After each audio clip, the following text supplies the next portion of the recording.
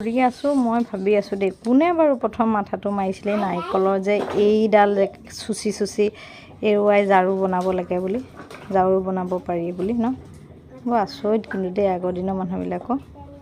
এইকণৰ পৰা কেনেকৈ যে ঝাৰু বনাব পাৰি এনেকৈ যে কোনেনো ভাবি পেলাই প্ৰথম কৰিছিলে জানো পায় কেতিয়াও নকৰা কাম এটা কৰি আছোঁ নকৰা কাম বুলি কিয় কৈছোঁ আগতে মা দেউতাহঁতে কৰা দেখিছিলোঁ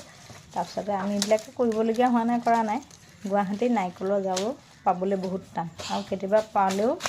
মানে 120 টকা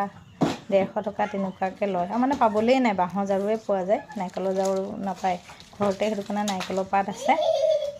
কাটিলে নাৰিকলজোপাৰ পাত পেলাই দিবলৈ লওঁতেনে মই বোলো দিয়া মই